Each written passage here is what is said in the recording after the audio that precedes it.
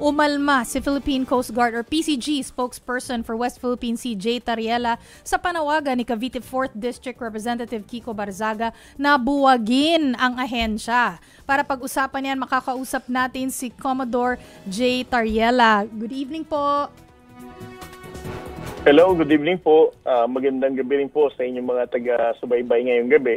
Yes, sir, si Chicky Verhel po ito. So I'm sure nakita nyo na. In fact, nakapag-react na kayo about dito sa post ni Congressman Kiko Barzaga. Pero para lang po, meron din po kaming soundbite and baka meron po kayong gusto pang idagdag dun sa mga reaction po ninyo. Well, honestly, para sa Philippine Coast Guard, of course, the Commander of the Philippine Coast Guard, Admiral Ronnie Hilgaban, para sa amin, based on the most recent survey ng Pulse Asia, 94% of Filipinos support the Coast Guard's transparency effort in the West Philippine Sea. And more than almost 80% ng Pilipino din also recognize the efforts of the Coast Guard in the West Philippine Sea as well for our patrols and our activities to support the Filipino fishermen. We have the mandate of the people. Ang statement ni Congressman Barzaga, hindi ko alam kung we should really give some weight on it kasi alam naman natin, he has a pending ethics case sa Congress and maingay lang siya talaga sa social media. I don't think that the majority of the Filipino people support itong panawagan niya na i-abolish ang Philippine Coast Guard. Meron din siyang sinabi dito, sir. Actually, nakita ko kasi kanina dyan. Sabi niya, to add to that, the Coast Guard has been constantly escalation tensions. May typo ata to. In the West Philippine Sea with the idiotic goal of interfering with China and Taiwan's eventual reunification. Ano po ang masasabi po ninyo dito? Idiotic goal daw na nag-interfere daw sa reunification ng China at Taiwan. Well, una-una sa lahat, I don't really know kung saan kumukuha ng information si Congressman Barzaga, kung pusa lang ba yung mga kausap niya or kung sino ang nagbibigay sa kanya ng mga ganitong information. First of all, the Philippine Coast Guard is not the one escalating the tension in the West Philippine Sea. Nakita naman natin ito sa mga videos and photos na nilabas natin. It has always been the Chinese Coast Guard, the Chinese Maritime Militia nang haharas ng ating mga mangingisdang Pilipino. And come to think of it, the size of the Coast Guard vessel is only 44 meters ang haba.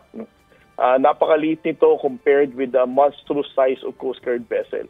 Paano naman tayo makakapagpa-escalate ng tension?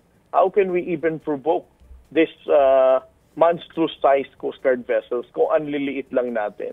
And lastly, mga ordinaryong mangingisda ang sinusuportahan natin dito. Why would we even mind other concerns of the People's Republic of China? Since na-mention niyo po ang mga ordinaryong mangingisda po, kasi I think kailangan namin ng update dyan kasi yung mga tao baka nakalimutan ang sitwasyon dyan sa mga ordinaryong mangingisda. Ano po yung update? Ano po yung mga nararanasan nila ngayon? May nagbago ba?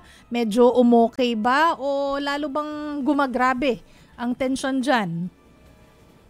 For the past months, nakita na natin yung tinatawag nating KBBM initiative kung saan gumagawa tayo ng kadiwa program sa ating mga mangingisda where we provide them with fuel subsidy, grocery packs para mas matagal sila makapangisda sa karagatan ng West Philippine Sea. At binibili pa rin natin yung mga fresh catch nila, So after they sold their fresh catch, makakapangisda pa uli sila ng mas malayo in different areas in the West Philippine Sea. Okay. Under this administration, mas ramdam nila ang mga operation ng Coast Guard and the Bureau of Fisheries and Aquatic Resources, not just on the context of safety and security, but also in ensuring the economic impact na ginagawa ng ating mga mangingisdang Pilipino. So hindi na masyado nabubuli. Okay. Commodore Tariela, yung kasama pa namin na si Marian, may tanong to tungkol sa isa pang isa pang kongresista na medyo nakahuntahan yun ng palitan ng mga salita. Pero isisingit ko lang muna, Marian, kay Commodore Tariela, yung ulat ng ating kasamang si Maricel Harili from Kuala Lumpur kanina. Dahil nga tayo, Commodore Tariela, yung mag-host ng ASEAN next year at nag-extend na ng invitation ang ASEAN at saka ang Pilipinas, si Presidente Marcos, na sana dumalo si Xi Jinping doon.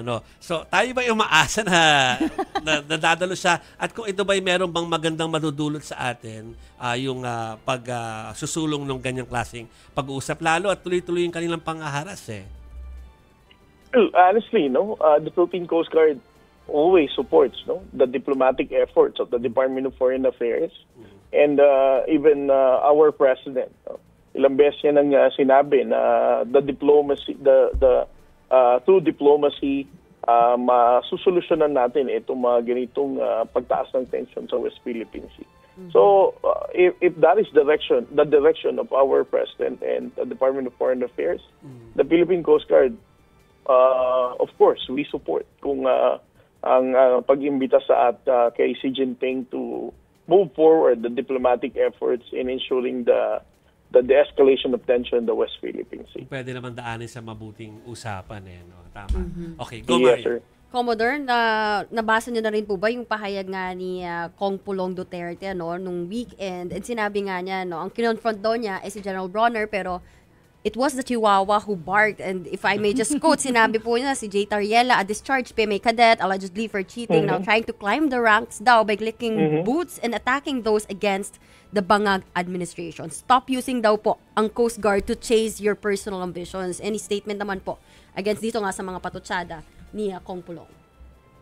Well, una sa lahat, etong mga ganitong statement ni Congressman Paulo Duterte, referring to my life way back, 21 years ago, mga pro-China narrative to just to destroy my credibility as a spokesperson. Secondly, kung pagiging chihuahua, yung pag-call out sa mga obvious na linyahan ng pro-China, sabi ko I'm guilty as charged. Kasi kung ang pagiging chihuahua is to call out yung mga Chinese bulldog na ang inaaway at ang gustong kasagutan ay ang mga ating karapatan, then okay na ako maging chihuahua, wag lang maging Chinese bulldog. So, either meow or arf na lang. Oo nga Kaya from Chinese bulldog to Chinese cats ba ito mga to? Ganun nga, parang base doon sa kanilang mga alias. Ang dami ng hayop. Pero maraming salamat sa iyong oras, Commodore J. Tariela. Siya po ang PCG spokesperson para sa West Philippine Sea. Thank you, sir. Thank you, sir. Maraming salamat.